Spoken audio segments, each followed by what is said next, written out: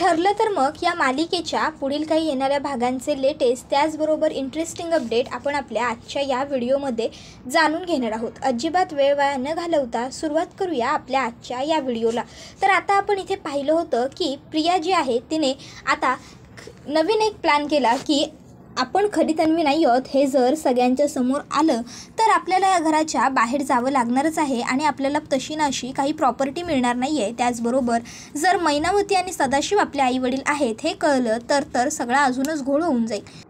काढता पाय केलेला बरा असेल म्हणून मग आता प्रियाने एक अशी मुलगी शोधून काढलेली असते जिला ना कसली अक्कल असेल ना ती कसली हुशार असेल ना ती प्रियाला फार काही प्रश्न विचारणार, ती फक्त कामापुरतं काम करेल आणि पैशांची तिला गरज असेल अशा मुलीला ती आता शोधून आणते आणि तिला आता ती सर्व सायलीसारखं वागायला सांगते। म्हणजे सगळ्यांशी चांगलं बोलायचं, एकदम संस्कारी असल्यासारखं। आता मुळात ती मुलगी गावठी असल्यामुळे, गावची गावंढळ असल्यामुळे ती मुलगी बोलाय चालायला वागायला तशी चांगलीच असते। त्यामुळे प्रियाला तिला फार काही शिकवावं समजावं लागत नाही। फक्त सायलीच्या ज्या सवयी आहेत जसं की फक्त चहा पिणे, सायलीला कॉफी प्यायला आवडत नाही, साधे कपडे वापरणे, जास्त दागिने न वापरणे, या सर्व ज्या बेसिक गोष्टी आहेत ना ती त्या मुलीला सुद्धा सांगते जेणेकरून त्या सर्व गोष्टी तिने सुद्धा स्वतःमध्ये इम्प्लिमेंट कराव्या। त्यानंतर आता प्रियाचा प्लॅन हा वर्क झालेला असतो। प्रियाने ठरवल्याप्रमाणे ती मुलगी वागत सुद्धा असते आणि सुभेदारांच्या घरात येण्यासाठी तिने अपघात घडवून घेणं हे सुद्धा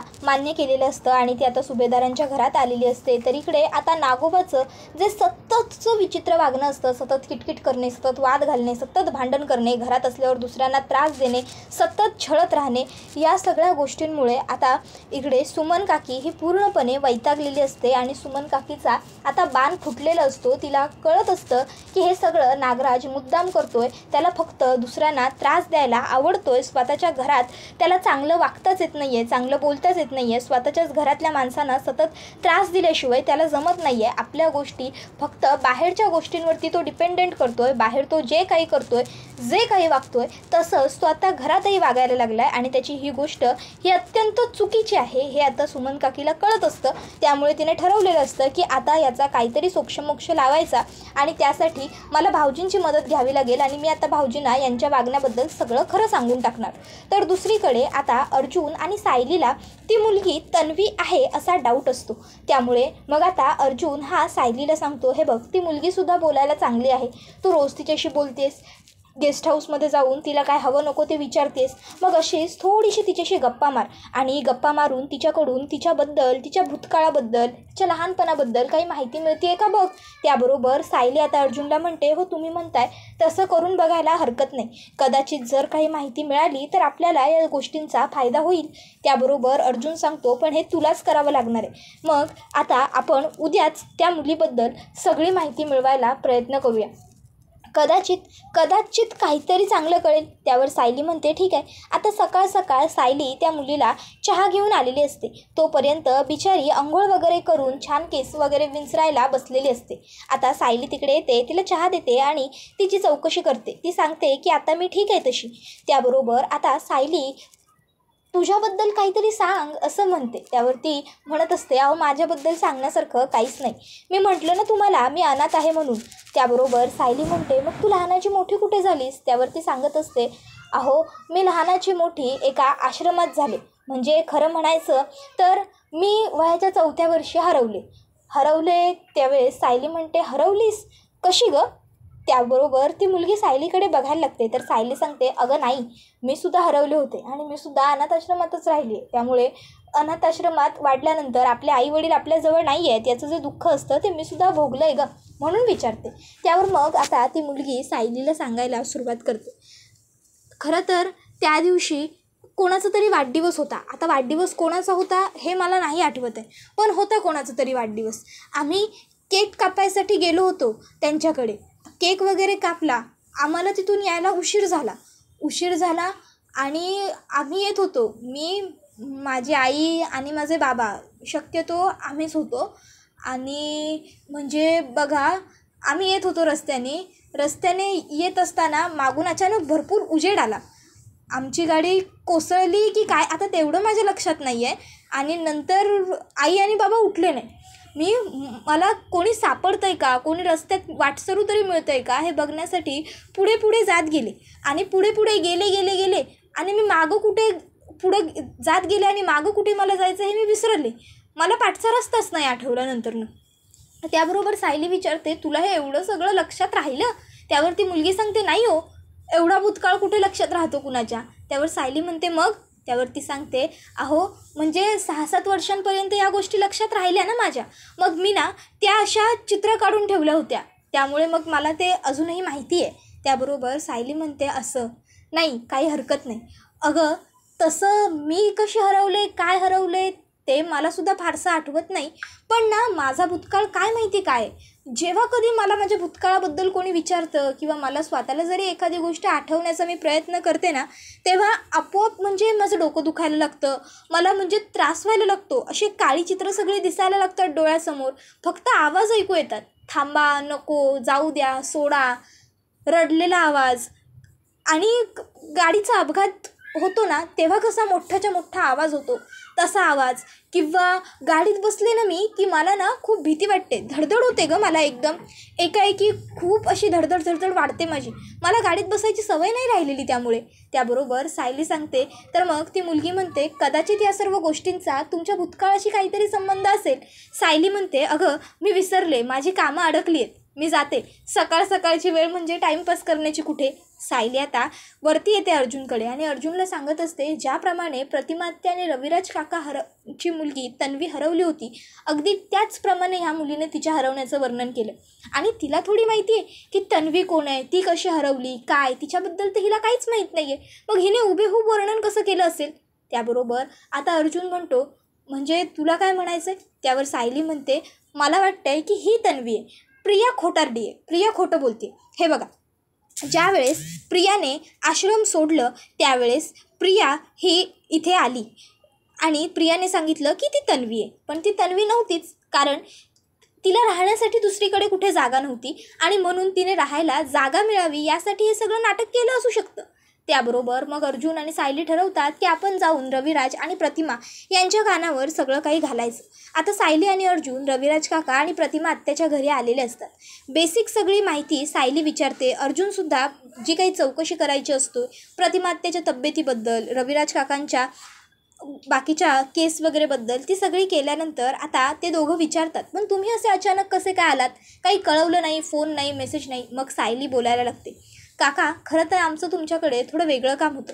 त्यावर प्रतिमा आत्या आणि रविराज काका म्हणतात, अरे मग बोला ना, आडमार्गाला कशाला जाताय. मग सायली आता म्हणत असते, हे बघा, आम्ही आता जे बोलू ते कदाचित तुम्हाला पटणार नाही, पण म्हणजे तुम्ही विचार करा. त्यावर ते दोघं म्हणतात, जे असेल ते स्पष्ट बोला, आमचा गैरसमज होणार नाही आणि आम्हाला पटलं नाही तर आम्ही तुम्हाला लगेच सांगू, थांबवू तुम्हाला. मग आता सायली आणि अर्जुन हे सांगायला लागतात की परवा दिवशी आम्ही बाजारातून येत असताना आमच्यासमोर एक मुलगी आली.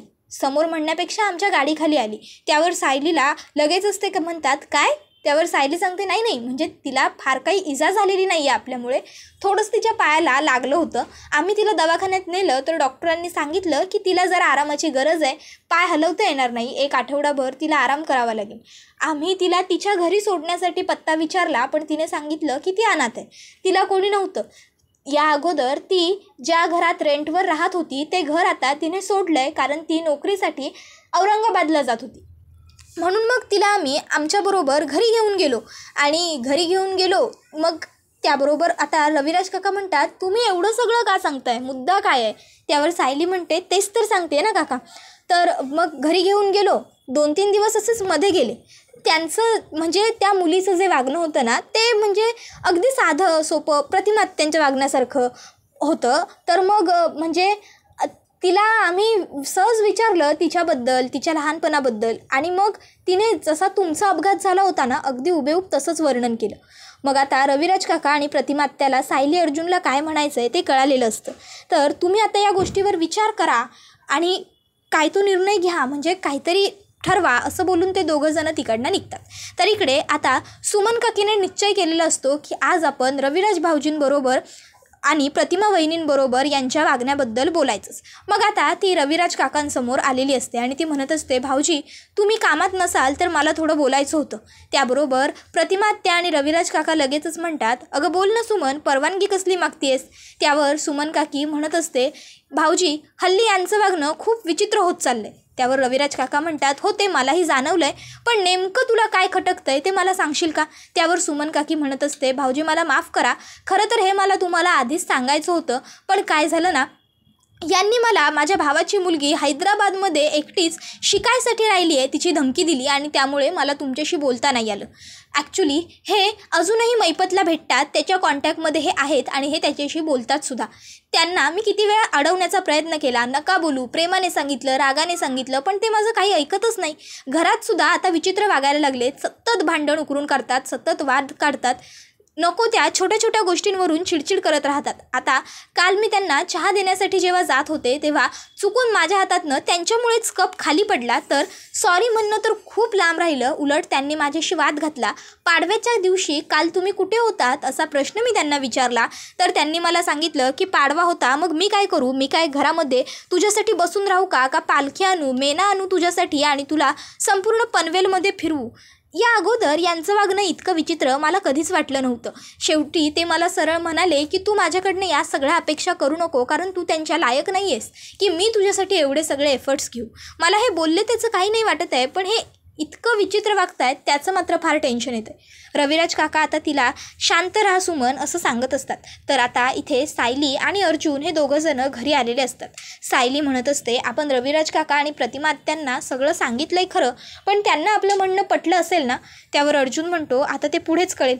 त्यावर सायली म्हणते, पटायलाच हवं त्यांना आपलं म्हणणं, कारण का बघा ना, प्रियाच्या आणि त्या मुलीच्या आणि प्रतिमा आत्याच्या तिघींच्या वागण्यात किती फरक आहे. म्हणजे ती मुलगी बघा किती सरळ आहे, साधी आहे, समंजस आहे, आणि आपली प्रिया बघा, आपली म्हणण्यापेक्षा फक्त प्रिया, आता तिच्याशी काही नातं ठेवावं अशी इच्छाच उरलेली नाही आहे. किती विचित्र वागते ती प्रिया. म्हणजे घरामध्ये चोऱ्यामाऱ्या करणं म्हणू नका, घरातल्यांशी उद्धट बोलणं म्हणू नका, घरातल्यांशी सतत भांडणं म्हणू नका, आपल्याच माणसांना संकटात ढकलणं म्हणू नका, आपल्याच माणसांची संकटात साथ सोडणं म्हणू नका, किंवा गरज नसताना नको तिथे खोटं बोलणं म्हणू नका.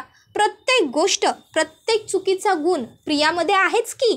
मग आणि प्रतिमा आत्या बघा, प्रतिमा आत्यांनी कधीच असं केलेलं नाही आहे आणि हळूहळू आता त्यांची मेमरीसुद्धा परत येते. मला वाटतंय हळूहळू कदाचित जर प्रतिमा आत्यांनी त्या मुलीला पाहिलं ना, तर जर ती खरोखर तन्वी असेल तर तिला बघून प्रतिमा आत्यांना काहीतरी आठवेल किंवा प्रतिमा आत्या काहीतरी चांगलं रिॲक्ट होतील. त्याबरोबर अर्जुन म्हणतो, बायको तू खूप जास्त अपेक्षा करतेस असं तुला नाही का वाटत. त्यावर सायली म्हणत असते, अहो नाही, मला काय वाटतंय, जर प्रिया खोटं बोलत असेल ना तर प्रियाचा खोटारडेपणा हा आपल्यासमोर यायला हवा, उघड व्हायला हवा ना प्रियाचा खोटारडेपणा. ती हे सगळं का वागते, कशासाठी वागते, कोणामुळे वागते, कोणी सांगितलं तिला हे सगळं करायला, सगळं कळायला हवं की आपल्याला. त्यावर अर्जुन म्हणत असतो, अगं हो, पण कमीत कमी अजून आपल्याला काही दिवस वाट पाहावी लागेल. सिनियर आणि प्रतिमा आत्या काहीतरी ठरवतील आणि त्याच्यानंतर मग ते आपल्याला सांगतील, तेव्हा आपल्याला काहीतरी पुढे करता येईल. पण तोपर्यंत आपलं काम काय, आपल्याला त्या मुलीला अगदी व्यवस्थित टॉप टू बॉटम ऑब्झर्व करायचं आहे. त्यानंतर मग आपण काहीतरी विचार करू शकतो त्या मुलीबद्दल. बऱ्याच वेळेस काही काही माणसांचे स्वभाव एकसारखे असतात. आता खरोखर काही काही माणसं चांगली असतात, काही काही माणसं विचित्र असतात. आता बघ, मैनावती काकू आणि प्रिया यांच्या वागण्यात तुला साम्य जाणवत नाही का. त्यावर सायली म्हणते, तुम्ही माझ्या आईबाबांबद्दल बोलताय, माझे आईबाबा काय तुम्हाला त्या प्रियासारखे वाटतात. त्यावर अर्जुन म्हणतो, अगं तू गैरसमज करून घेऊ नकोस, पण बघ ना किती साम्य आहे त्यांच्या वागण्या बोलण्यात. त्या दिवशी तुम्ही खेळ खेळत होतात, आठवतंय तुला. त्याबरोबर सायलीला आठवतं. त्यावर अर्जुन म्हणतो, तुला आठवत नसेल तर मी तुला सांगतो, तुमचा पहिला खेळ होता तो इंद्रधनुष्याच्या कपड्यांचे, आठवत आहे ना ते कलरचे कपडे. त्यावर सायली म्हणते, हो त्याचं काय. अर्जुन म्हणतो, तेव्हा तू आणि प्रतिमा आत्याने व्यवस्थित कलर ओळखले, तुम्ही व्यवस्थित घड्या मारल्या. मॉमने आणि अस्मिताईने त्यांना कलर काय ते नाही कळले, पण त्यांनी घड्या तर व्यवस्थित मारल्या. पण प्रिया आणि तुझी आई त्यांच्या घड्या बघितलंस तू, किती म्हणजे किती साम्य त्यांच्या घड्यांमध्ये. इथपासून नंतर कुलूप खोलण्याचा खेळ जो मी घेतला त्याच्यातसुद्धा दोघींनी चिटिंग केली, दोघींनीही कुलूप पिनाने उघडलं होतं आणि हे स्वतः मी डोळ्याने माझ्या पाहिलं होतं. माझं सगळ्यांवर लक्ष होतं, पण मी तरीही काही बोललो नाही, मी गप्प राहिलो. त्याच्यानंतर आम्ही पाहुणे बनून आलो होतो तुमच्याकडे आणि तुम्ही आमचा पाहुणचार करणार होतात, तेव्हासुद्धा प्रिया आणि ती त्यांचं दोघींचंही एकमत झालं की बाहेरून ऑर्डर करूया, आम्ही आता बनवणार नाही. एवढ्या उन्हातान्हातनं स्वयंपाक तरी कसा करायचा. आठवत आहे ना, आता ती तुझी आई आहे पण तरीसुद्धा त्यांचे गुण आहेत की प्रियावरती. मग त्याबरोबर आता अर्जुन म्हणतो की हे बघ, या विषयावर बोलणं म्हणजे वेळ व्यर्थ करण्यासारखं आहे. त्यापेक्षा मी तुला थोडक्यात जे सांगतो ते तू लक्षात घे. आपण त्या मुलीवरती आणखीन काही दिवस लक्ष ठेवूया. कधी कधी एखाद्या नवीन घरात आल्यावर एखादी व्यक्ती जरा बाचकते, जरा बावरते, घाबरते आणि त्यामुळे ती जरा गोंधळल्यासारखी वागते. तर आपण हे सगळंसुद्धा लक्षात घ्यायला हवं. म्हणून मला असं वाटतं की आपण आणखीन थोडे दिवस तिला ऑब्झर्व करूया. सिनियर आणि प्रतिमा आत्यासुद्धा जर त्यांना वाटलं तर तिला भेटतील. जर ते तिला भेटले तर पुढे काय करायचं हे ते दोघंजणं ठरवतील. तोपर्यंत आपण शांतपणे घडत असलेल्या गोष्टी बघूया. त्यावर सायली म्हणते ठीक आहे. आणि मग आता सायली जाऊन झोपायला जाते. त्याबरोबर अर्जुनलासुद्धा ती म्हणते तुम्हीसुद्धा चला आता. अर्जुन सांगतो हो मी येतोय, तू हो पुढे. आता अर्जुन हा काही झोपायला गेलेला नसतो, हा तिथे बसून राहिलेला असतो. सायली बाथरूममधून येते आणि अर्जुनला विचारत असते तुमचं काय चाललं आहे. नाही, हल्ली ना तुमचं वागणं मला खूप खटकतं आहे हो. म्हणजे अगदी दिवाळीच्या पहिल्या दिवसाच्या आधीपासून तुमचं काही बिनसलं आहे का. एखादं काम तुमचं रखडलं आहे का. नाही, कामात जर काही गडबड असेल तर ठीक आहे, होऊ शकतं. पण जर दुसरं काही असेल तर तुम्ही माझ्याशी कमीत कमी बोला. त्या दिवशी अचानक विचारलं, जवळची माणसं दूर गेली तर. आता इथे एका जागी शांत बसून राहिला आहे. काय झालं असेल तर तसं बोला. त्याबरोबर अर्जुन सांगतो नाही गं, तसं काही नाही आहे. सायली म्हणते नक्की ना. नाही म्हणजे ठरवा तुम्ही. उगाचच्या उगाच माझ्याबरोबर खोटं बोलत नाही आहात ना. त्याबरोबर अर्जुन म्हणतो आजपर्यंत बोललो आहे का कधी खोटं, तर आज बोलणार आहे. सायली म्हणते नाही, माझ्या नवऱ्यावर पूर्ण विश्वास आहे. माझा नवरा ना माझ्याशी आज खोटं बोलला आहे ना कधीच खोटं बोलला आहे. बरोबर आहे ना माझा विश्वास. त्याबरोबर आता अर्जुन म्हणतो हो ॲब्सोल्युटली करेक्ट. किती उशीर होतोय, जा जाऊन झोप. सकाळी उठायचं नाही आहे का लवकर तुला. दिवाळीचे दिवस चालू आहेत ना. त्यावर सायली सांगते हो हो, कुठे तुमच्याशी टाईमपास करत बसले. सकाळी उठायचं आहे मला, लवकर आवरायचं आहे. तुमच्यामुळे ना प्रत्येक गोष्टीचा टाईमपास होतो नुसता. जा बरं तुम्ही पण झोपा, मला पण झोपू द्या. असं म्हणत आता सायली ही लगेचच हांतरून पांघरून घ्यायला जाते. आता त्याबरोबर अर्जुन सांगत असतो की नाही, माझं एक महत्त्वाचं काम आहे, तू झोप. मी जरा वेळ स्टडीमध्ये बसणार आहे, थोडं काम करणार आहे. सायली म्हणत असते अहो मग स्टडीमध्ये जायची काय गरज आहे, खोलीत बसून करा ना. त्यावर अर्जुन म्हणतो नाही, मलासुद्धा झोप येते आहे ना. सो मी स्टडीमध्ये लाईट ऑन करून बसेन. इथे लाईट ऑन केला तर तुझी पण झोप मोड होईल. त्यापेक्षा तू झोप निवांत, मी बसतो स्टडीमध्ये. सायली म्हणते ठीक आहे, हॅज यू विश.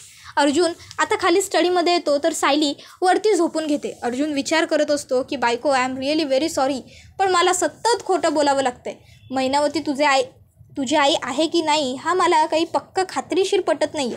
सदाशिव आणि मैनावती खोटं बोलत आहेत असा डाऊट असूनही मला सांगता येत नाही आहे. कारण जर नंतर ते तुझे आई बाबा आहेत असं कळलं आणि मी आत्ता अजून काहीतरी गोंधळ घातला तर तुला त्रास होईल. त्याच्यामुळे जोपर्यंत मला फायनल कन्फर्मेशन मिळत नाही तोवर तरी मी शांत राहण्याचं ठरवलेलं आहे. पुढे काय करायचं ते पुढं बघू.